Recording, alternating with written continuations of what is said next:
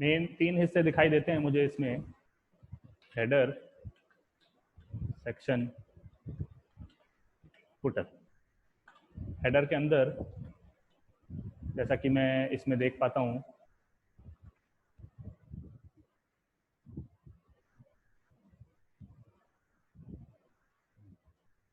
Spacing है, right में तो कुछ है नहीं, लेफ्ट में स्पेसिंग है। और मैंने एक चीज़ नोट करी कि वही वही स्पेसिंग फुटर में भी है। कंटेनर की जरूरत पड़ेगी यहाँ भी, ये तो और भी अंदर है, इनमें तो और भी स्पेसिंग की जरूरत है। हेडर फुटर में तो एक स्टैंडर्ड कंटेनर जो होता है वो चाहिए रहेगा। कंटेनर मैंने इसको फुटर में भी चिपका दिया, कंटेनर। कंटेनर पे अगर हम CSS लगाएं, मार्जिन 0 ऑटो तो हमको चाहिए ही सेंटर में करने के लिए उसे। विड्थ आपने शाम 1000 दे रखी है, वो भी सही है, मैं एक बार 1200 ही दे रहा हूँ।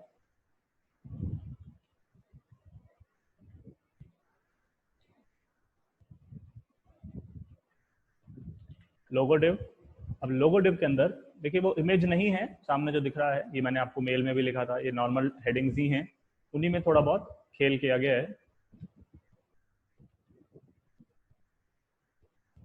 एक H1 बना ली, एक H3 बना ली। अच्छा, ये दोनों एंकर होने चाहिए, क्लिक होएगा इन पे।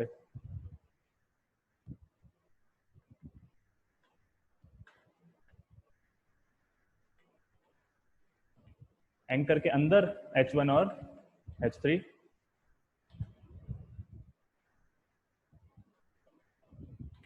एक स्पैन बनाया, लेटर क्लास दे दी, क्लास कुछ भी दे सकते हैं। क्यों? क्योंकि जैसा कि आपको दिख रहा है मैजिक मार्केटिंग में जो M है वो बिल्कुल अलग तरीके से लिखा हुआ है बाकी के टेक्स्ट से, तो उसको बाकी से अलग बनाने के लिए उस पर एक अलग एलिमेंट का होना जरूरी है, तभी हम उस पर CSS अलग से लगा पाएंगे। जो भी टैगलाइन है वो तो कॉपी कर देते हैं ऐसे। ये हो गया, हेडर का काम इतना ही है, इसको कोलैप्स करके रख सकते हैं अभी। सेक्शन, फुटर पहले बना देता हूँ, सिंपल सा है, फुटर में बस यही लिखना है। कॉपीराइट का सिंबल कुछ इस तरीके से आता है, M%, सॉरी हिंदी रेट नहीं, M% copy and semicolon sorry, ये आपको ये जो C गोले में C है ये दे देगा। मैं तो देखो अपना नाम लिखूंगा,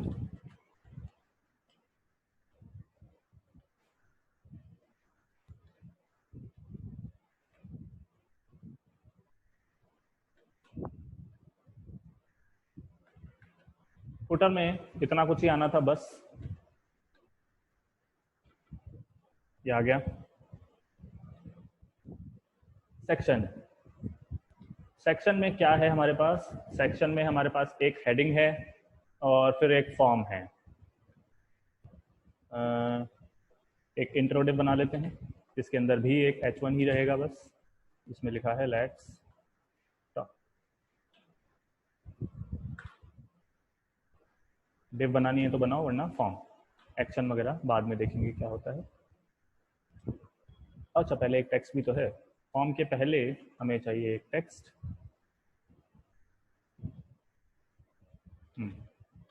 एक पैराग्राफ बनाया जिसमें कुछ लिखा हुआ है।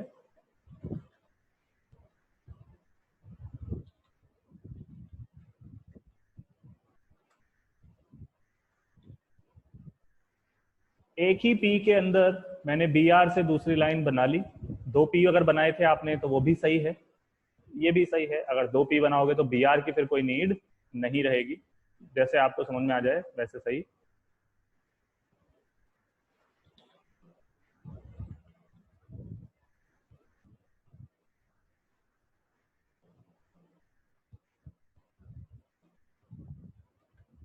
ये हो गया, इस पे ये क्लिकेबल नहीं था कुछ भी, इसलिए इस पे क्लिक एंकर टैग लगाने की जरूरत नहीं है। P तो हो गया, अब आता है फॉर्म।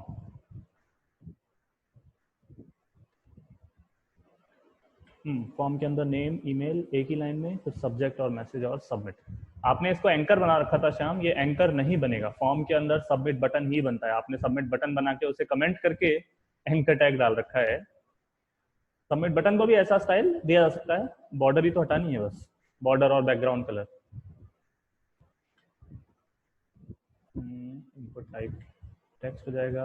यहाँ लेबल्स नहीं है तो सिर्फ प्लेस होल्डर से अपना काम हो जाएगा, बिना बी आर के ईमेल, क्योंकि बी आर लगाएंगे तो नेक्स्ट लाइन में चला जाएगा। क्या है ईमेल। अब बी आर की बेशक जरूरत है अपने को। Input type text, place holder है उसमें सब्जेक्ट, और नीचे टेक्स्ट एरिया है। नेम वेम की जरूरत नहीं है, प्लेस होल्डर दे देते हैं। क्या लिखा हुआ, मैसेज। और बाद में है एक इनपुट टाइप सबमिट ही है, वो एंकर टैग नहीं आएगा, फॉर्म के अंदर इनपुट टाइप सबमिट ही आता है, वैल्यू सबमिट। ये हो गया। HTML जो था वो बस ये इतना 40 लाइन का है। दिख कैसा रहा है ये? अभी तो ये ऐसा दिख रहा है। कंटेनर अपना काम कर रही है बस, बाकी सब कुछ अपने को करना रहेगा। तो सबसे पहले हेडर का ही काम देखते हैं। स्टाइल एडिटर में ही कर लेते हैं। कहाँ जा रहा है ये?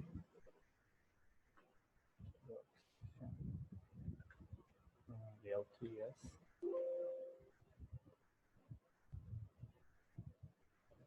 ओके, हेडर जो है ऊपर नीचे से दोनों जगह स्पेस है उसमें।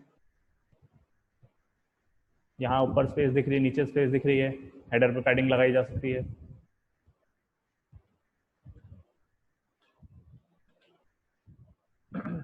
लेफ्ट राइट से तो इतनी ज़रूरत नहीं है, ऊपर नीचे से अगर 30-30 पिक्सल की दें, लेफ्ट राइट से भी जाएगी तो ऊपर नीचे 30, लेफ्ट राइट से 0। ठीक है। हेडर के अंदर आने वाली H1 या एंकर, सॉरी कलर एंकर का है, का कलर ब्लैक। अब हेडर के अंदर आने वाला, एंकर के अंदर आने वाला वो जो स्पैन है, जो पहला लेटर है, उसकी फॉन्ट साइज बाकियों से अलग रहेगी। फॉन्ट साइज से 30px, अच्छा 30 तो ऑलरेडी है, 36px नहीं, और बड़ी होनी चाहिए, 40 कर देते हैं।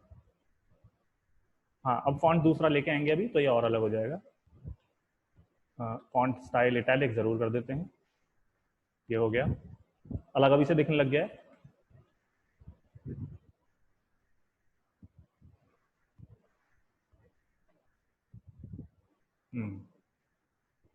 अच्छा, ये थोड़ा हल्का दिख रहा है ऊपर वाले से। ओके, जो छोटी वाली हेडिंग है वो एक तो हल्की दिख रही है और चिपकी हुई भी है इसके। तो उसके लिए हम क्या करें? लाइन हाइट से काम कर सकते हैं क्या? H1 लाइन हाइट 1px नहीं, बहुत ज़्यादा हो गया है, तो 10px।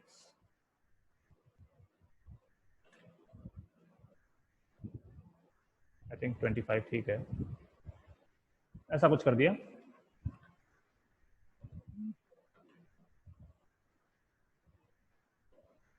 फॉन्ट अभी ले आएंगे।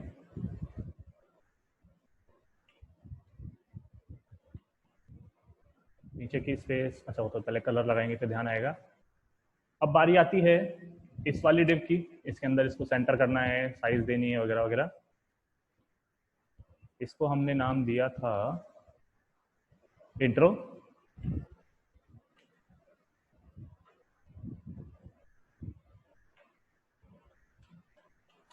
सेक्शन के अंदर आने वाला इंट्रो जो है, उस पर हमें बैकग्राउंड कलर चाहिए, जो भी है देख लेते हैं, अभी लगा देंगे एग्जैक्ट। हमें चाहिए इस पे पैडिंग, ऊपर और नीचे से 30px, लेफ्ट राइट से जरूरत नहीं है। ओके, इसके अंदर हम दे देते हैं टेक्स्ट अलाइन सेंटर, वो आ गया सेंटर में। 30 को 40 कर लेते हैं थोड़ा। ठीक, एक्चुअली पहले फॉन्ट साइज भी देखनी पड़ेगी। फॉन्ट साइज कितनी रखें इसकी? 42px, ठीक है। इसको 30 कर, हाँ। इस डिव में हाइट देने की आपको बिल्कुल भी जरूरत नहीं है, पैडिंग से काम हो जाएगा बिल्कुल आपका। और फोटो में अगर हम देखें, ये अपर केस में दिखाई दे रहा है तो टेक्स्ट ट्रांसफॉर्म लगा देते हैं, तो हो गया। फॉन्ट ले आएंगे बाहर से,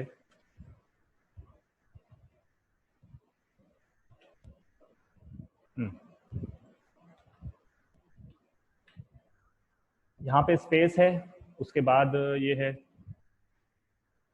तो इसको हमने क्या दिया है, इंट्रो के बाद सिर्फ पी है। ओके चलो कोई नहीं, सेक्शन का पी, क्योंकि एक ही पी है तो कोई दिक्कत नहीं होगी डायरेक्ट पी लिखने से। मल्टीपल होता तो इसको क्लास से आईडी देनी पड़ती। क्यों ना पूरे सेक्शन पे अगर हम टेक्स्ट अलाइन सेंटर लगाएं, एक बार मैं अलग अलग करके देख रहा हूँ। टेक्स्ट अलाइन सेंटर, फॉर्म के अंदर मुझे टेक्स्ट अलाइन सेंटर क्योंकि नहीं देना चाहता मैं इसलिए एक बार रुका हुआ हूँ। अगर सही रहा इसके अंदर भी टेक्स्ट अलाइन सेंटर तो पूरे सेक्शन पे एक साथ दे देंगे, तो हमें 3 बार लिखने की जरूरत नहीं पड़ेगी, इस पे और फॉर्म पे अलग अलग लिखने की जरूरत नहीं पड़ेगी। ऊपर और नीचे से पैडिंग चाहिए इसको भी, ये लग गई, काम खत्म। अब बारी आती है फॉर्म की। सेक्शन के अंदर आने वाला फॉर्म अगर हम इसमें देते हैं टेक्स्ट अलाइन सेंटर तो ये ऐसा हो जाएगा। ये इतना ओके।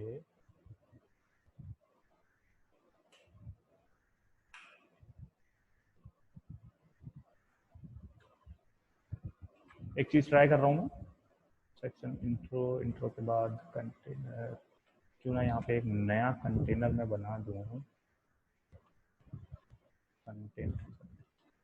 कंटेनर तो दिया ही दिया इसको हमने, फॉर्म के जस्ट बाद इसको बंद किया।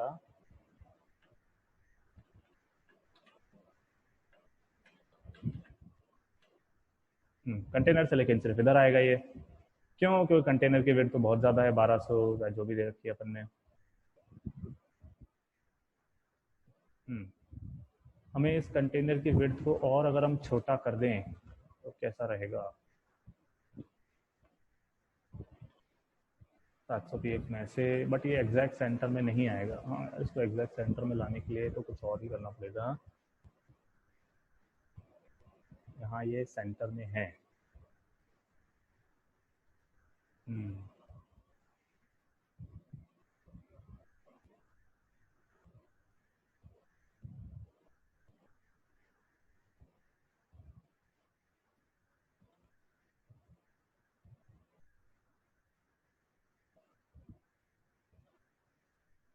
हाँ ठीक है ना, इतनी विड्थ बहुत है, बहुत है।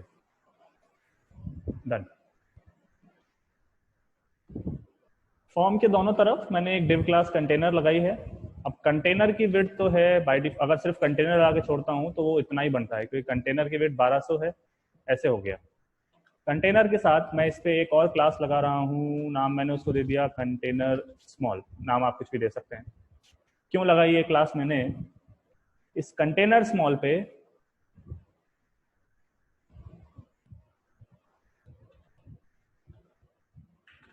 कंटेनर स्मॉल की जो विड्थ है वो मैं चेंज कर रहा हूँ 550px। ध्यान दीजिएगा, इस डिव पे दो क्लासें हैं, container and container small. Container में है margin 0 auto and width 1200। Container small में है विड्थ 550।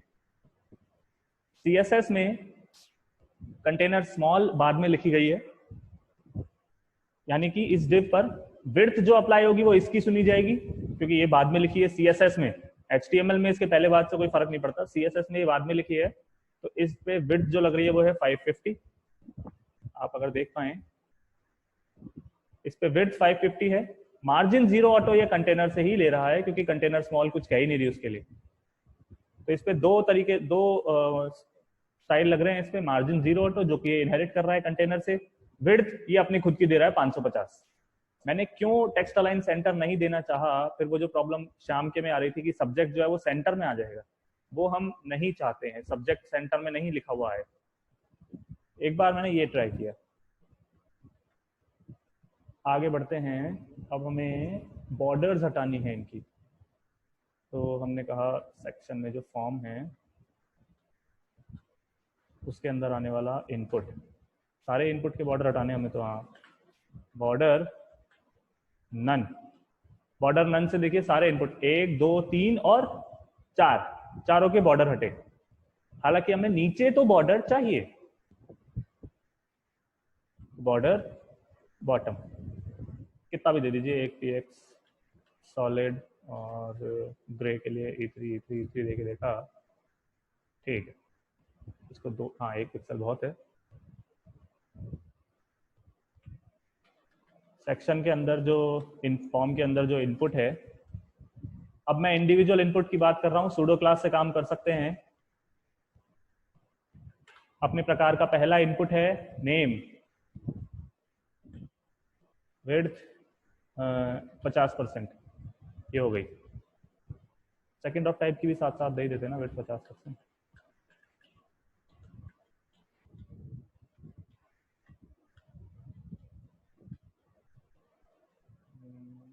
अच्छा सेकंड ऑफ टाइप तो होता ही नहीं है, सॉरी, फर्स्ट और लास्ट होता है केवल।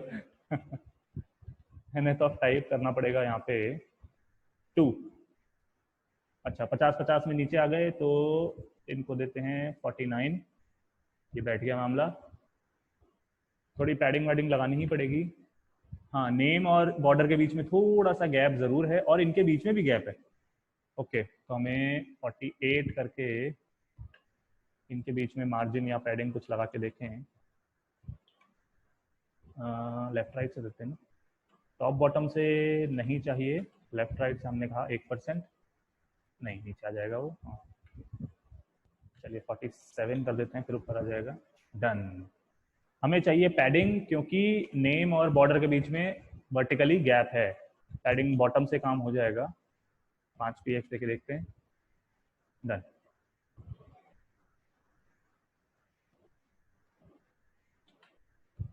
ये कौन सा इनपुट है, तीसरे नंबर का है ना, अरे इस पे भी तो लगा देते ये सब कुछ। हाँ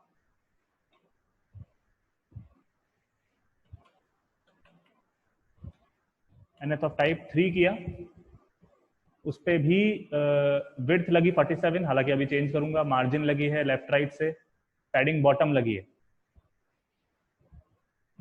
एक नहीं, अंडू कर रहा हूं मैं इसको। अंडू किया मैंने, यानी अभी सब्जेक्ट पे कुछ नहीं है।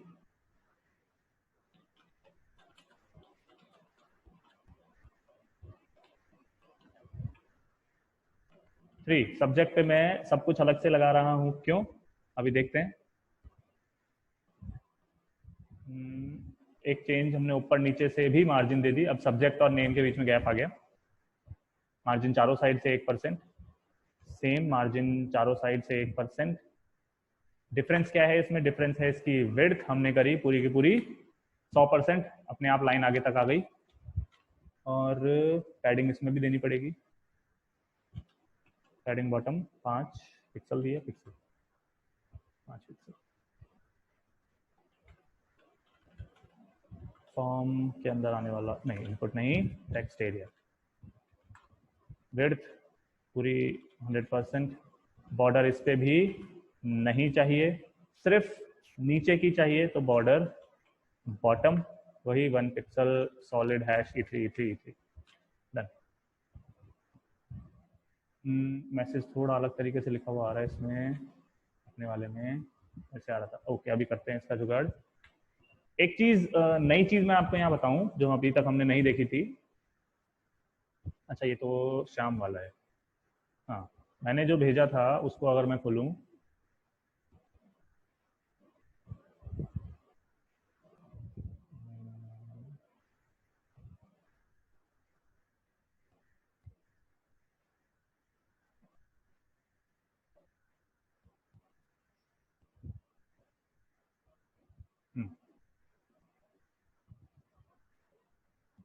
अगर आप देख पाए टेक्स्ट एरिया में नीचे की बॉर्डर आ रही है।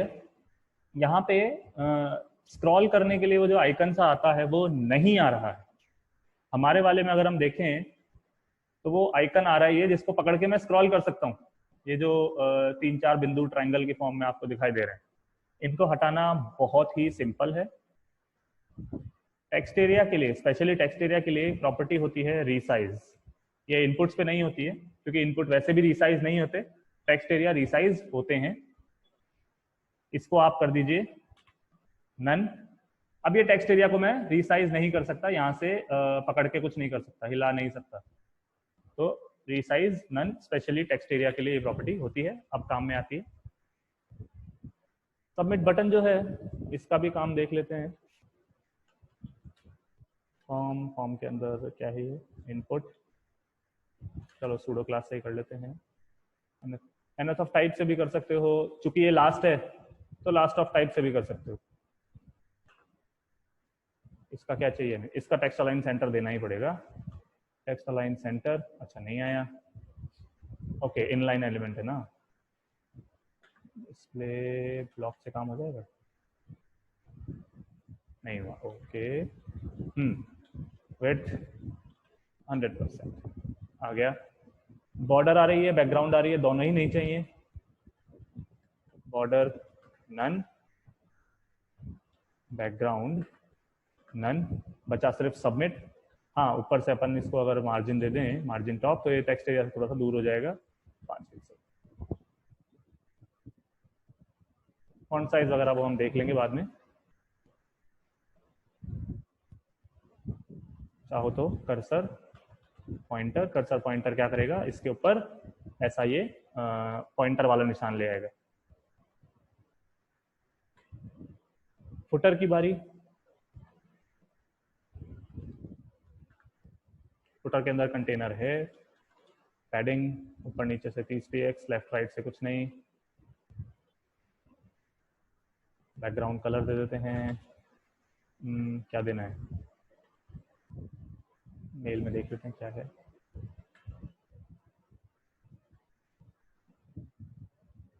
ओके ये रहा,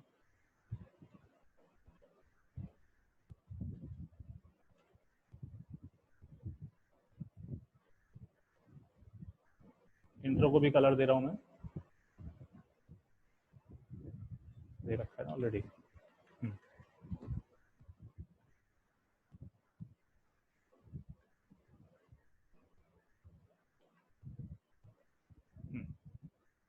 गैप नहीं है बिल्कुल भी, चाहे फुटर को ऊपर का मार्जिन दें या सेक्शन को नीचे का मार्जिन दें। सेक्शन कुछ नहीं बना रखा अपन ने, नहीं बना रखा, चलो फुटर को दे देते हैं।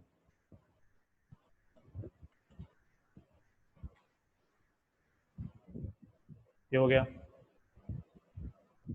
और इस पे फॉन्ट वगैरह बाहर से आके लग सकता है। इक्का दुक्का छोटी छोटी चीजें जो मुझे दिखाई दी थी वो ये है, एक तो ये साइज का फर्क आ रहा है दोनों जगह, इसका कुछ जुगाड़ करना पड़ेगा।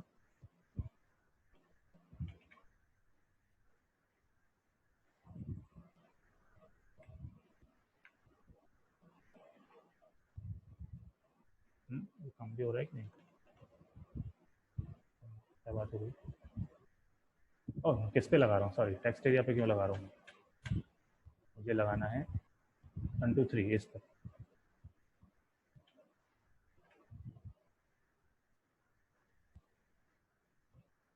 ये सही हो गई, 97 कर दिया तो उसकी विड्थ सही हो गई।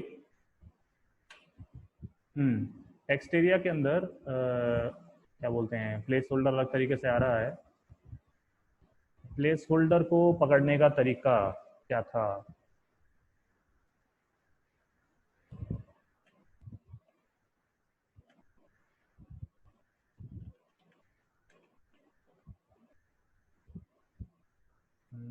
सिलेक्शन, प्लेस होल्डर पकड़ने का तरीका नहीं था क्या,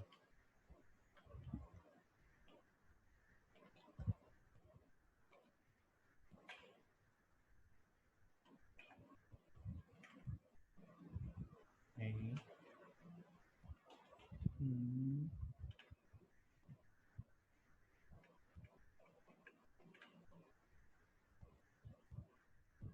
भूल रहा हूँ प्लेस होल्डर का तरीका।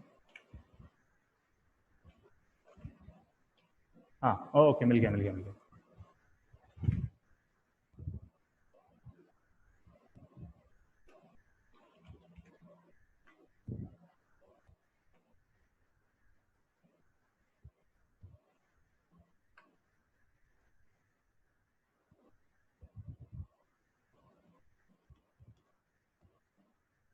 ठीक, देखिए प्लेस होल्डर को भी स्टाइल किया जा सकता है। डबल कोलन प्लेस होल्डर जब आप लिखते हैं तो कहीं भी अगर आपका फॉर्म है उसके अंदर इनपुट्स में प्लेस होल्डर या टेक्स्ट एरिया में प्लेस होल्डर है तो उनपे वो CSS अप्लाई हो जाती है। अब एक चीज ये करनी है बस, इसमें थोड़ी सी पैडिंग डालनी रहेगी इसमें टेक्स्ट एरिया में, ताकि ये जो मैसेज है ये एकदम सीध में आ जाए।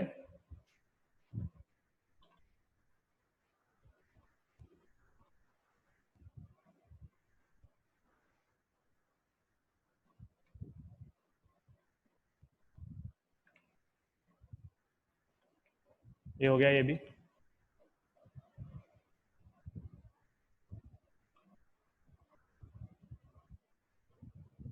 फॉन्ट वो आप लगा ही सकते हैं अपने आप, वो मैं नहीं लगा रहा हूँ। कुछ इस प्रकार से मैंने ये चीज बनाई जो आपको भेजी थी बना के। अगर पैडिंग में ऊपर नीचे थोड़ा हो भी रहा है कोई फर्क नहीं पड़ता, हाँ पैडिंग में हो रहा है, स्पेसिंग ज्यादा है, वो मैटर नहीं करती, वो आप आई एम श्योर कर सकते हैं। हमें जो टॉपिक पढ़ना था उसका नाम है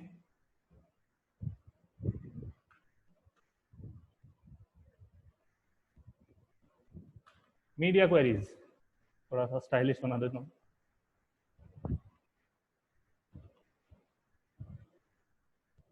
मीडिया क्वेरीज नया नाम है आप लोगों के लिए। मीडिया क्वेरीज क्या होता है? देखिए अभी तो आपको ये पेज जैसा चाहिए था वैसा ही दिख रहा है ना? अभी आप बोलेंगे हाँ सही दिख रहा है, कोई दिक्कत नहीं है। ये यहाँ पे है, ऊपर नीचे स्पेस है, सेंटर में लेट्स टॉक आ रहा है, फॉर्म पूरा दिखाई दे रहा है, सेंटर की तरफ दिखाई दे रहा है, और फुटर भी आ रहा है। ये पेज हो गया, या अपना क्या बोलते हैं मार्केटिंग वाला, ये वाला पेज हो गया। डेस्कटॉप पे तो ये सही दिखाई दे रहे हैं आपको जैसे दिखने चाहिए। जब इसको आप किसी दूसरी डिवाइस में खोलेंगे, या तो वो डिवाइस अभी करंट डिवाइस से छोटी हो सकती है, या वो डिवाइस करंट डिवाइस से बड़ी भी हो सकती है। जो बड़ी स्क्रीन के मॉनिटर्स वगैरह आते हैं, मेरा तो 15 इंच का है, आप जो देख रहे हैं अभी वो 15 इंच के हिसाब से देख रहे हैं, पर मॉनिटर्स तो 40-50 इंच के भी आते हैं, और फोन्स भी आते हैं जो 2-2.5 इंच विड्थ के होते हैं उनकी। ये वाला मेरा जो पेज है, जब मैं इसको फोन में ओपन करूंगा तो कुछ इस प्रकार का दिखाई देगा। कंटेंट जो है वो कटा हुआ होगा। ईमेल देखिए गायब हो चुका है, सबमिट भी गायब सा हो रहा है, फुटर गायब है। चलिए हेडर तो बचा हुआ है, बट वो भी नहीं बचा हुआ रहता। मीडिया क्वेरीज का काम है आपके पेज को रिस्पॉन्सिव बनाना।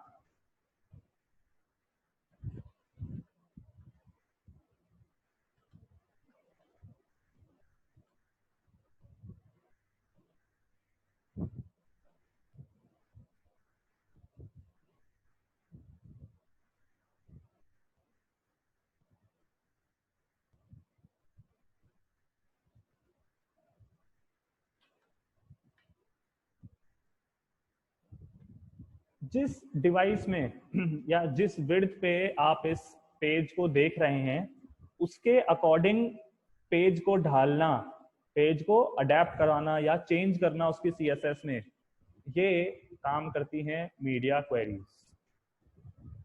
अगर आप वेब पेज अपना सिर्फ एक किसी डिवाइस के लिए बना रहे हो, मैं सिर्फ अपने इस लैपटॉप के लिए बना रहा हूं या सिर्फ मोबाइल के लिए बना रहा होता, तो मीडिया क्वेरी कोई काम की है ही नहीं। बट प्रैक्टिकली ऐसा नहीं होता है। आप जो वेबसाइट या जो भी वेब पेज बनाएंगे, क्लाइंट उसे मोबाइल में भी खोल सकता है, उसे डेस्कटॉप में भी खोल सकता है।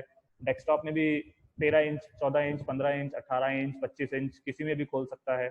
मोबाइल की साइजेस सबकी अलग अलग होती हैं, बहुत साइजेस आती हैं आजकल। तो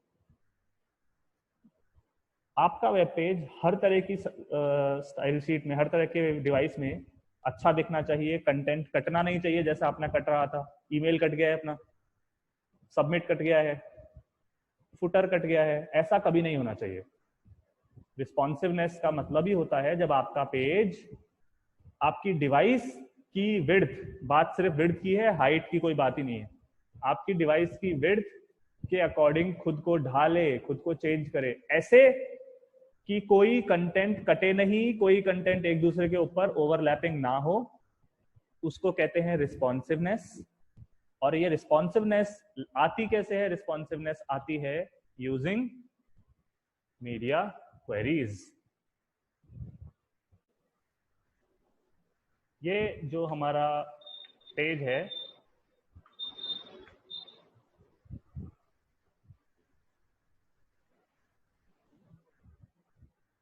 अभी मैं इसको अपने नॉर्मल रेजोल्यूशन पे देख रहा हूँ, डेस्कटॉप व्यू में देख रहा हूँ, डेस्कटॉप व्यू यानी बड़ी स्क्रीन पे देख रहा हूँ।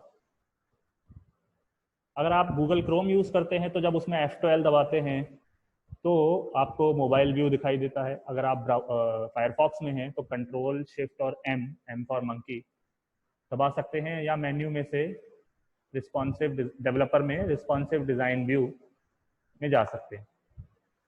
इस प्रकार की जो विंडो आती है, इसमें यहाँ आपको 2 डिजिट्स दिखाई दे रही नंबर्स, ये है विड्थ चौड़ाई और ये है हाइट।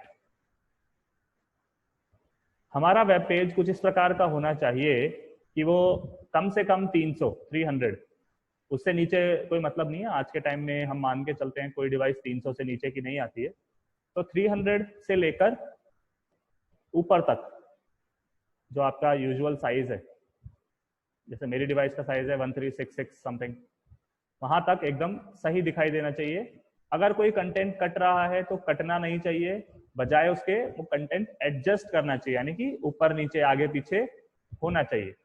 इसका एक एग्जांपल मैं आपको लेके बताऊं, अगर ये जो वेबसाइट है जिसका हमने क्लोन किया था, इस पे मैं अगर मोबाइल व्यू चलाता हूं वेब डेवलपर में, रिस्पॉन्सिव डिजाइन मोड,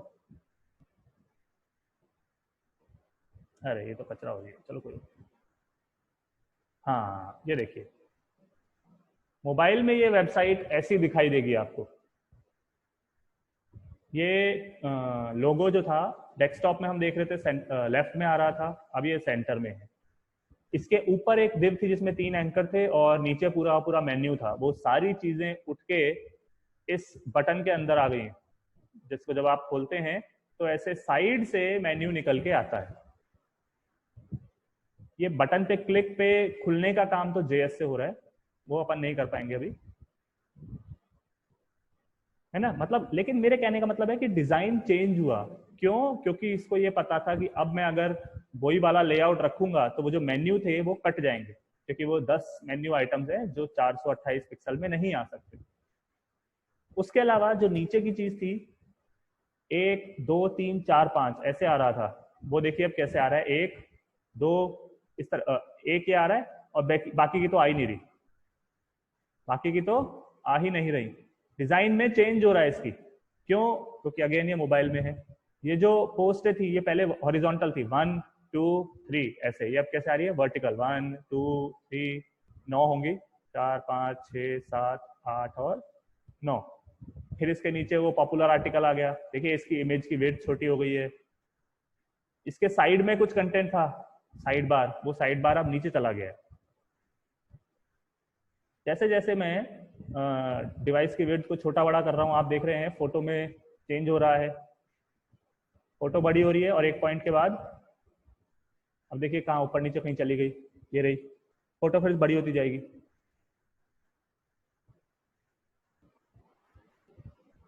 एक पॉइंट के बाद आप देखेंगे वो साइड बार फिर से आ जाएगा, ये रहा साइड बार, अभी तो नीचे है अभी ये, हाँ लेकिन अब चेंज ये हुआ है, पहले ये सिंगल सिंगल थे, ये उसके नीचे ये, और फिर 3rd नंबर पे ये, 4th नंबर पे ये, अब ये 2 2 हो गए। ध्यान से देखिएगा, ये देखिए 1 1 हो गए, ये वाले एक्चुअली वो 1 1 हो गए।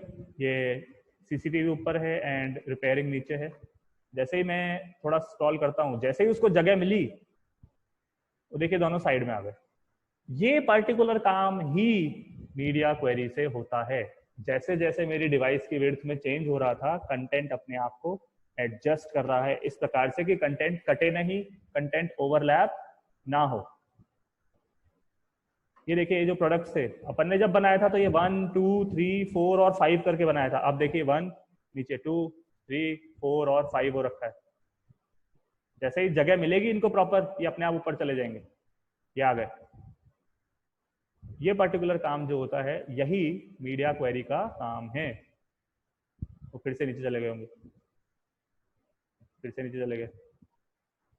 ये साइड बार वैसे तो इधर था, बट चूंकि अब जगह नहीं है तो नीचे आ गया। जैसे ही प्रॉपर जगह होगी ये ऊपर चला जाएगा, ये आ गया ऊपर। जैसे ही जगह कम होगी वापस नीचे चला जाएगा, वो नीचे चला गया, ये रहा। यही काम होता है मीडिया क्वेरीज की सहायता से। मीडिया क्वेरीज कैसे लिखी जाती है वो मैं आपको बताता हूं, और शुरुआत कैसे करते हैं मीडिया क्वेरी की वो भी देखते हैं। जब भी हमें मीडिया क्वेरी लिखनी है, पहली बात हमें लिखनी क्यों है? हमें लिखनी इसलिए है क्योंकि मैं चाहता हूं ये जो वेब पेज है, कोई अगर इसको ऐसी डिवाइस में खोले जो कि 350 पिक्सल की हो, मेरा फोन, ये करीब 5.5 इंच का फोन है, इसकी विड्थ मैं मानता हूँ 350-400 पिक्सल ही होगी। तो जब मैं कहता हूँ कि मैं अपने फोन में इस पेज को खोलूंगा तो ये मुझे ऐसा दिखाई देगा। प्रॉब्लम्स क्या है? ईमेल कटा हुआ है, सबमिट साइड में आ रहा है, इसको सेंटर में होना चाहिए था, है ना। फुटर कटा हुआ है, मैजिक मार्केटिंग बिल्कुल चिपका हुआ है, थोड़ा सा अगर आगे होता तो मजा आता। ये बिल्कुल ठीक है, इसमें कोई दिक्कत नहीं है, इसमें कोई दिक्कत नहीं। प्रॉब्लम्स तो हैं पेज में, उनको मुझे सॉर्ट करना पड़ेगा।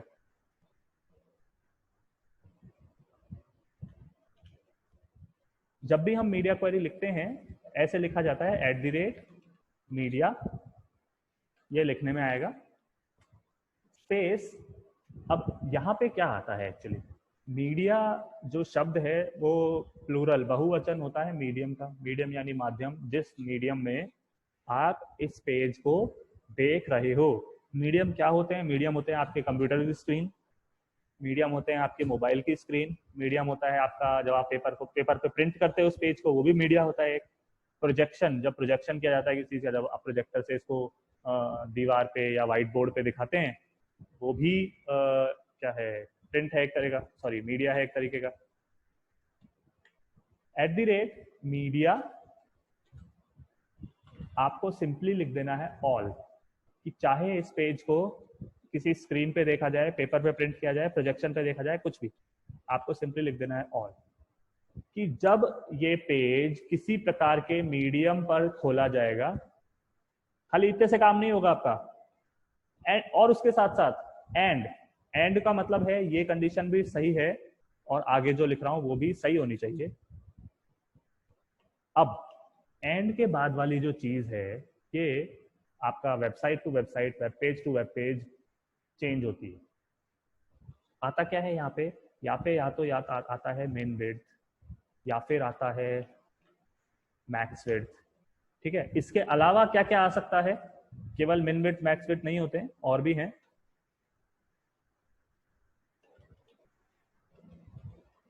ओरिएंटेशन अगर आप नहीं समझते हैं ओरिएंटेशन क्या होता है, मैं यहाँ करके बताता हूँ आपको।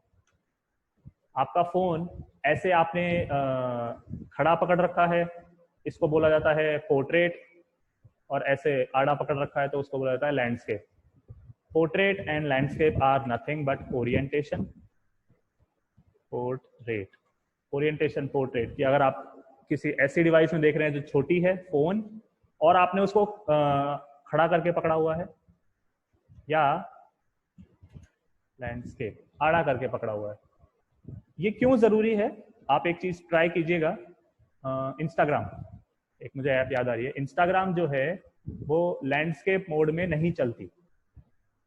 मतलब आप इंस्टाग्राम खोलिएगा अपने फोन में और फोन को आड़ा कीजिएगा, ज्यादातर एप्स जो भी लैंडस्केप सपोर्ट करती हैं वो कंटेंट उनका एडजस्ट हो जाएगा लैंडस्केप के हिसाब से। इंस्टाग्राम का नहीं होगा, क्योंकि इंस्टाग्राम लैंडस्केप मोड में नहीं चलती, आपको फोन को सीधा करके ही देखना पड़ेगा। और फ्लिपकार्ट का ऐप, अगर मुझे सही याद है तो फ्लिपकार्ट वाले तो मना ही कर देते हैं ऐप, अगर आप जैसे ही आड़ा करेंगे ना, उसमें लिखा हुआ आ जाएगा कि ये चीज लैंडस्केप में नहीं चलेगी, आपको फोन को पोर्ट्रेट में करना पड़ता है। तो उनको पता कैसे चल रहा है? मीडिया क्वेरी की सहायता से ही मालूम चल रहा है उनको कि फोन आपका खड़ा करके पकड़ा गया है या आड़ा करके पकड़ा गया है, पोर्ट्रेट है या लैंडस्केप है। प्रैक्टिकली करके देखते हैं, ऐसे ज्यादा समझ में आता नहीं है। एक चीज मैं आपको यहाँ और समझाता चलूं, जब हम रिस्पॉन्सिव डिजाइन की बात करते हैं, मीडिया क्वेरी की बात करते हैं, ऑब्जेक्टिव हमारा ये होना चाहिए। क्यों? क्योंकि आजकल मोबाइल डिवाइसेस ज्यादा हैं लैपटॉप डेस्कटॉप के मुकाबले। आपका वेब पेज जो भी आपने बनाया है, मोबाइल में पहले ठीक दिखना चाहिए, यानी छोटी स्क्रीन, मोबाइल से मतलब होता है छोटी स्क्रीन, पहले 300 या 400 पिक्सल पे अच्छा दिखे, फिर उसके बाद आप वहां से आगे बढ़ना शुरू करें। मोबाइल फर्स्ट अप्रोच कहते हैं इसको, बूटस्ट्रैप में भी ये शब्द आपको वापस सुनाई देगा। मोबाइल फर्स्ट अप्रोच, मोबाइल से यहाँ मतलब सिर्फ मोबाइल नहीं है, छोटी डिवाइस, कहने का मतलब यहाँ छोटी डिवाइस है, कि पहले मोबाइल में आपका पेज अच्छा दिखना चाहिए। अब प्रॉब्लम ये है, मैं अगर 350 तक इसको लेके जाता हूँ तो मेरे तो चीजें कटने लग जाती हैं। जिन चीजों से मुझे परेशानी है, एक तो ये चिपका हुआ है, चिपकी हुई चीज मुझे कभी अच्छी नहीं लगती। ईमेल कट गया, सबमिट सेंटर में नहीं आ रहा, और क्या बोलते हैं, फुटर कट गया। आपके पेज में हॉरिजॉन्टल ऐसे देखिए स्क्रॉलिंग आ गई है, कभी भी हॉरिजॉन्टल स्क्रॉलिंग नहीं लेते हम लोग, हॉरिजॉन्टल स्क्रॉलिंग नहीं आनी चाहिए। आपका वेब पेज वो अच्छा नहीं है अगर आपके पेज में हॉरिजॉन्टल स्क्रॉल आ रहा है। तो वर्टिकल तो ऑब्वियसली आएगा ही आएगा, उसको तो आप हटा ही नहीं सकते। हॉरिजॉन्टल स्क्रॉल नहीं आना चाहिए, ठीक है।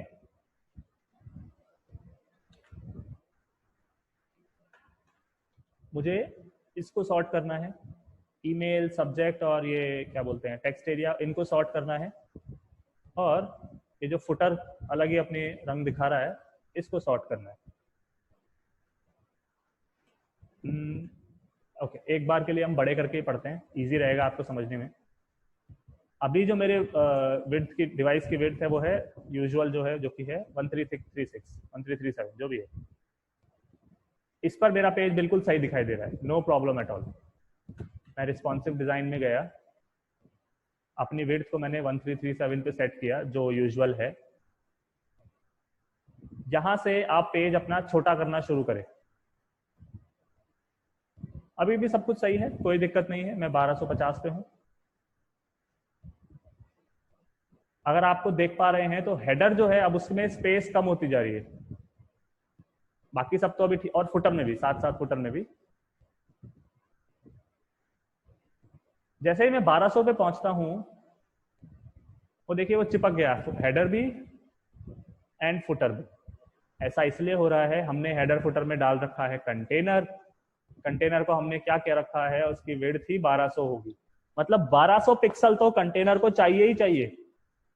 1200 पिक्सल तो कंटेनर को चाहिए ही चाहिए। अब प्रॉब्लम यह है, अगर आप फोन में देख रहे हो तो आपके फोन में कुल जगह ही 400 पिक्सल है, आपके फोन में कुल स्पेस ही 400 पिक्सल है। वो हॉरिजॉन्टल स्क्रॉलिंग आ इसलिए रही है क्योंकि आपका हेडर भी 1200 पिक्सल ले रहा है, मतलब कि यहां तक जा रहा है। आपका ये जो फुटर है ये भी 1200 पिक्सल ले रहा है, यानी यहां तक जा रहा है। अगर आप स्क्रॉल करके देखें, एक सेकंड, अगर आप स्क्रॉल करके देखें तो वो देखिए ये एक्स्ट्रा स्पेस आ इसलिए रही है क्योंकि फुटर 1200 का है और हेडर जो है वो 1200 का है। तो सबसे पहली प्रॉब्लम जो मेरे सामने आई वो 1200 पिक्सल पर ही आती है। 1201 तक तो सब ठीक है, कोई स्क्रॉल बार नहीं है हॉरिजॉन्टल। जैसे ही 1200 पे आऊंगा वो प्रॉब्लम शुरू हो जाएगी। क्योंकि प्रॉब्लम 1200 पे है तो दवाई भी मैं 1200 पे शुरू करूंगा। यहाँ फर्क पड़ जाता है, अगर आपका जो वेब पेज जो भी जिसपे भी आप मीडिया क्वेरी लगा रहे हैं, अगर उसमें प्रॉब्लम 1200 के भी ऊपर शुरू हो जाती है, मान लीजिए 1250 पे शुरू होती है, तो आपकी मीडिया क्वेरी 1250 से ही स्टार्ट होगी। मेरे कहने का मतलब है, ये जो चीज है ये हार्ड एंड फास्ट नहीं है कि मीडिया क्वेरी लिखना कहां से शुरू करना है, ये आपके वेब पेज के ऊपर होता है।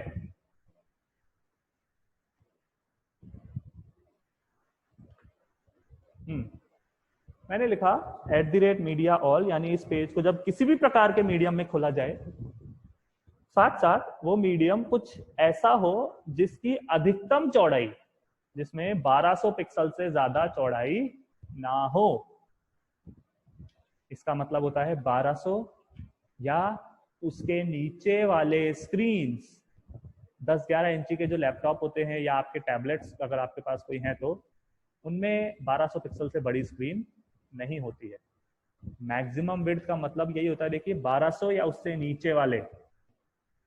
लाइन नंबर 98 पे मैं जो भी CSS लिखूंगा वो सिर्फ तभी अप्लाई होगी जब ये वेब पेज किसी ऐसी डिवाइस में खोला जाएगा जो 1200 पिक्सल, जिसकी विड्थ 1200 पिक्सल या उससे कम होगी। मैक्स विड्थ का मतलब है अधिकतम सीमा ये है, इससे ज्यादा नहीं हो सकती। कहने का मेरा मतलब है, मैं आपको समझा देता हूं एक बार ऐसे ही। अगर मैं लिखता हूं बॉडी पे डिस्प्ले नन, डिस्प्ले नन नहीं, बॉडी के अंदर कुछ दिखाओ ही मत। देखिए मैंने अभी फुल स्क्रीन पे आ गया हूं, आपको बॉडी के अंदर का सारा टेक्स्ट दिखाई दे रहा है। क्यों? क्योंकि वो जो डिस्प्ले नन है वो अभी अप्लाई ही नहीं हो रहा है, नथिंग। क्योंकि वो अप्लाई ही कब होगा, देखिए जैसे ही मैं 1200 या उसके नीचे जाऊंगा बॉडी गायब हो गई है। क्यों? अब वो CSS अप्लाई हो रही है। मैक्सिमम विड्थ 1200, मेरी विड्थ है 1100, 1101। 1101 इज स्मॉलर देन 1200। 1200 तक यही चीज चलेगी। जैसे ही मैं 1200 पार करूंगा, 99 तक भी यही है, लेकिन जैसे ही 1200 पे आएंगे, जैसे ही 1200 पे आएंगे, 1201 पार करेंगे, वापस आ जाएगा। मीडिया क्वेरी इस प्रकार चलती है। ये मैंने सिर्फ आपको एग्जांपल लिया है, डिस्प्ले करना नहीं है अपने को।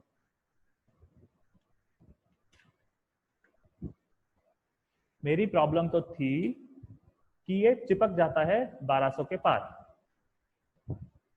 इसका सिंपल सा सॉल्यूशन क्या होता है, देखिए कंटेनर जब भी हम बनाते हैं ना, मार्जिन जीरो ऑटो वाला, इसका रिस्पॉन्सिव सॉल्यूशन भी एक स्टैंडर्ड सा बना हुआ है, यही चीज फॉलो होती है।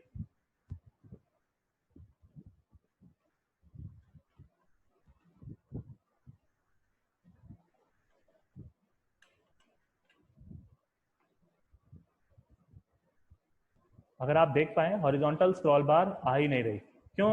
स्क्रॉल करने के लिए कुछ है ही नहीं, जो है वो आपको यहीं दिखाई दे रहा है। मैंने क्या किया, मैंने ये कहा जब इस पेज को 1200 या उससे नीचे वाली डिवाइस में खोला जाएगा, उस समय पे जो कंटेनर है जिसकी अभी तक की विड्थ 1200 थी, वो 968 हो जाएगी। आप कुछ भी रख सकते हैं, 968 रखना जरूरी नहीं है। ये कुछ स्टैंडर्ड से बने हुए वेब डिजाइन में, मैं बस उनको फॉलो किए जा रहा हूँ। यहाँ आप अपनी मर्जी से कोई भी नंबर दे सकते हैं, बस वो 1200 से छोटा ही होना चाहिए, क्योंकि आपके पास टोटल जगह ही 1200 है। तो इससे क्या हुआ, इससे ये हुआ, अब मेरा जो कंटेनर है, देखिए कंटेनर की जो विड्थ आ रही है वो इस पॉइंट से लेके इसी पॉइंट तक आ रही है कहीं, क्योंकि 968 पिक्सल इतना ही होता है। चूंकि अब इसके पास राइट साइड में कुछ है ही नहीं दिखाने को, ना हेडर में ना ही फुटर में, तो वो हॉरिजॉन्टल स्क्रॉल बार जो आ रही थी वो है ही नहीं। ठीक है, पहला सॉल्यूशन तो ये हुआ। हालांकि ये सॉल्यूशन परमानेंट नहीं है। मैंने ये कहा 1200 के नीचे 968 विड्थ हो जाएगी कंटेनर की। आपकी डिवाइस चलते चलते चलते जब 968 को पार कर लेगी, कंटेनर में वो प्रॉब्लम फिर से आ जाएगी। देखिए जैसे ही 968 पार करूंगा मैं, फिर से हॉरिजॉन्टल स्क्रॉल बार आ गई होगी, ये आ गई, और ये खाली स्पेसिंग आ गई। कोई बात नहीं, इसका सिंपल सॉल्यूशन एक और है। किसी भी एक पेज में कितने भी मीडिया क्वेरी लग सकते हैं, इस पे कोई लिमिटेशन नहीं होती है।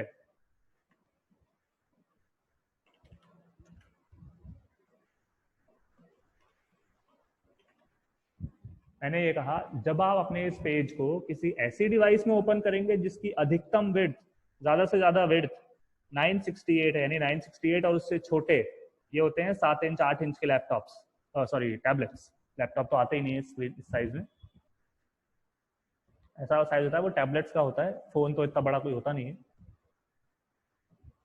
जब आप ऐसी डिवाइस में हो जिसकी अधिकतम विड्थ 968 है, मैं अभी ऐसी डिवाइस में हूं, उस समय पे जो कंटेनर है उसकी जो विड्थ है वो मैं 772 कर दूंगा। यानी कि अब जब मैं रिफ्रेश करूंगा, अभी तो स्क्रॉल बार आ रही है, जैसे मैंने रिफ्रेश किया वो स्क्रॉल बार गायब हो गई। क्यों? यहाँ फिर से गैप आ गया। बात वही हुई है। अब जो कंटेनर है वो आपकी विड्थ 772 ले रहा है, जो कि 968 से थोड़ी कम है।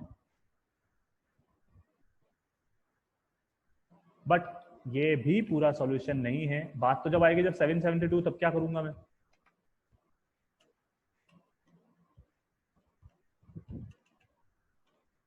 अब मैं इसका एक परमानेंट इलाज कर रहा हूं कि भाई इससे नीचे हमेशा यही मामला चलता रहेगा।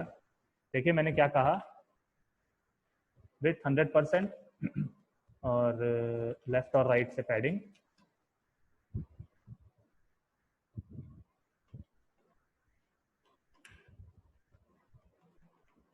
जब आप किसी ऐसी डिवाइस में होंगे जिसकी की अधिकतम विड्थ ही 772 या उससे कम होगी, उस समय पे देखिए स्क्रॉल बार तो अभी भी नहीं है, उस समय पे जो कंटेनर है उसमें मार्जिन विड्थ जो है वो 1100 1200 700 कुछ ना होते हुए, जितनी आपकी डिवाइस की विड्थ है उतनी, मैंने क्या कह दिया, विड्थ 100%। विड्थ 100% करने से कंटेंट चिपक जाता, कंटेंट चिपका हुआ आपको कभी भी अच्छा नहीं लगेगा।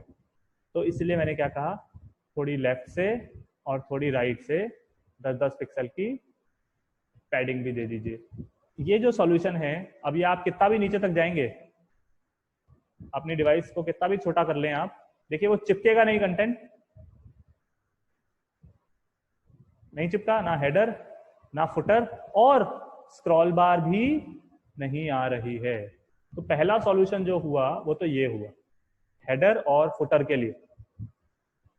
बात अभी खत्म नहीं हुई है। इसके अलावा जो सबसे बड़ी प्रॉब्लम जो मुझे दिख रही थी वो थी फॉर्म की। हमारा फॉर्म कटने लग जाता है। फॉर्म कब कटता है वो आपको चेक करना रहता है इंस्पेक्ट एलिमेंट, सॉरी ये रिस्पॉन्सिव डिजाइन व्यू को आगे पीछे करके। जैसे अभी 922 हूँ, सही है, कोई खास दिक्कत नहीं आ रही है। और नीचे 860 अभी भी ठीक है, no problem at all. 790 okay. अब मेरा कंटेंट कटने लग रहा है, अभी भी नहीं कट रहा, चलो अभी भी ठीक है, चलो कोई प्रॉब्लम नहीं है ऐसी। 718 वेरी गुड है, अभी भी कंटेंट कटा नहीं है। हाँ अब 650 पे ठीक है, कोई दिक्कत नहीं है। अच्छा अच्छा, वो कंटेनर का काम कर दिया ना मैंने, ओके ओके, अब कटेगा ही क्यों। हाँ देखिए एक मजेदार बात, चूंकि कंटेनर इस पे भी लगी हुई है, टेक्स्ट अलाइन सेंटर नहीं दिया था हमने, इस पे कंटेनर लगा हुआ है। अब आप देखेंगे फॉर्म का काम भी मेरा सेट होने लग गया है अपने आप। फॉर्म अपने आप छोटा हो रहा है, अगर आप देख पा रहे हैं तो। इस वेब पेज में, सिर्फ और सिर्फ इस वेब पेज में मुझे नहीं लगता और कुछ करने की जरूरत पड़ेगी। नहीं, एक चीज की जरूरत पड़ेगी। 400 पिक्सल पे पहुंचते पहुंचते मुझे रियलाइज होने लगता है अब ये जो हेडिंग है ये कटने लगेगी थोड़ी देर बाद। ये जो हेडिंग है ये कटने लगे, ये देखिए कट जाएगी, अब के जो है वो कट जाएगा। तो बेटर है आप पहले ही कहीं भी जहां तक आपको लगता है ठीक है, लेकिन उसके बाद कट सकता है। जैसे 400 पिक्सल में मुझे लग रहा है ठीक है, लेकिन बाद में अब कट सकता है। तो मैंने क्या किया, मैंने एक दूसरा ब्लॉक बनाया। ऐसे कितने भी ब्लॉक आप बना सकते हैं पेज में। जब हमारा पेज किसी ऐसी डिवाइस में खोला जाएगा जिसकी अधिकतम विड्थ 400 पिक्सल है, उस समय पे क्या है ये इंट्रो सेक्शन के अंदर आने वाला जो इंट्रो है,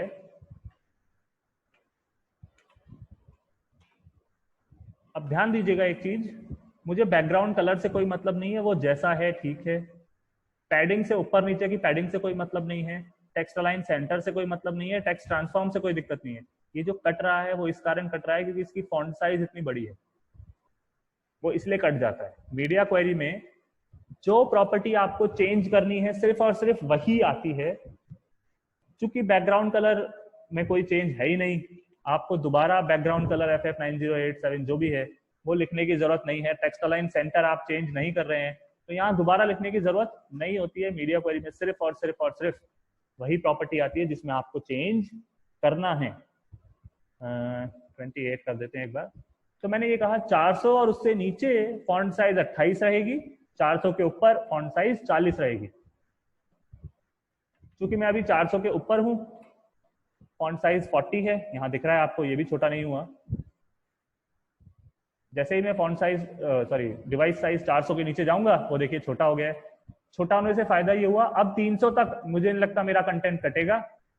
300 के नीचे कटता है तो कटने दीजिए। देखिए 300 के नीचे आजकल हम नहीं सोचते, क्योंकि आजकल इतने फोन 300 के नीचे वाले नहीं आते। 300 के नीचे तक सब कुछ, 300 तक सब कुछ सही है तो बहुत ही अच्छी बात। मुझे लगता है 300 के नीचे भी कोई खास प्रॉब्लम नहीं आएगी इसमें। थोड़ा सा कंटेंट अब ये एक दूसरे में घुस हो गए तो इनको नीचे कर लेना था, बट कोई दिक्कत नहीं है। बेसिक तौर पे मीडिया क्वेरी इस प्रकार काम करती है। क्या किया हमने, हमने यहाँ पर 4-5 @मीडिया के ब्लॉक लगाए। जैसे एनिमेशन में आपने @की फ्रेम्स के ब्लॉक लगाए थे, यहाँ पे @मीडिया के ब्लॉक लगते हैं। ये आपको हर समय लिखना है @मीडिया ऑल एंड, इतना तो कॉमन रहेगा सब में। ये जो चीज है ये 1200 की जगह 1300 भी हो सकती है, 1100 भी हो सकती है, और कितने भी संख्या आ सकती है, इनकी कोई लिमिट नहीं होती है। आपको बस ये देखना है सबसे पहले आपका पेज कहाँ गड़बड़ कर रहा है। सबसे पहले आपका पेज कौन से पिक्सल, कितने पिक्सल पे गड़बड़ कर रहा है, वो आपका स्टार्टिंग पॉइंट होना चाहिए, दैट्स इट, और कुछ नहीं है। आप लोगों के लिए टास्क मैं ये दे रहा हूँ, वो जो फैशन वाला हमने कल बनाया था जिसमें ब्लैक बॉक्सेस थे 4, उस पर आपको मीडिया क्वेरी अप्लाई करनी है। उस पे उसको 300 पिक्सल तक कि 300 पिक्सल तक वो जो डिब्बा है, वो जो लेआउट है वो सही दिखे। उसमें एक चेंज क्या रहेगा, यहाँ पे फॉर्म में मुझे कुछ खास करना नहीं पड़ा। उसमें जो आपके 4 डिब्बे हैं, जैसे इसमें मैंने आपको बताया,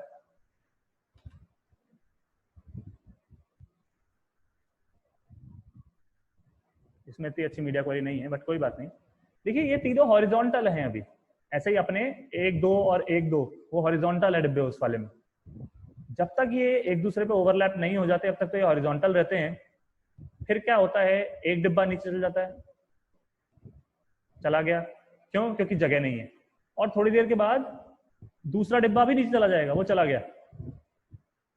आपको वो जो 4 डिब्बे हैं उनके साथ यही करना है। मुझे लगता है 600 पिक्सल तक, 500 600 पिक्सल तक तो कोई दिक्कत नहीं आएगी आपको। 600 के नीचे आपको करना ये है, एक ब्लैक बॉक्स को हमने 48 या 49% विड्थ दे रखी है। 600 पिक्सल से नीचे आपको उसकी विड्थ 100% कर देनी है। विड्थ 100% से क्या होगा, ये होगा कि पूरी स्क्रीन पे सिर्फ एक डिब्बा आएगा, दूसरा वाला डिब्बा नीचे, तीसरा वाला डिब्बा उसके नीचे, चौथा वाला उसके नीचे आएगा। और लेफ्ट और राइट में अगर आप देख पाए, ये करीब 30 पिक्सल की पैडिंग लगी हुई है। आपको भी लेफ्ट और राइट में 30 पिक्सल की पैडिंग देनी, क्योंकि इसके बिना ये चीज बहुत गंदी लगेगी। चिपकी हुई चीजें कभी अच्छी नहीं लगती। सिंपल सा स्टेप है मीडिया क्वेरी में, ये आपको करना रहेगा। वो ब्लैक वाला लेआउट जो था वो मुझे दोबारा भेजना है आपको। अब की बार उसमें फर्क बस ये होना चाहिए, मैं उसको Ctrl+Shift+M करके देखूंगा और वो मुझे ठीक से दिखना चाहिए अप टू 300 पिक्सल। उसके नीचे बिगड़े तो कोई फर्क नहीं पड़ता, 300 तक मामला सही रहना चाहिए।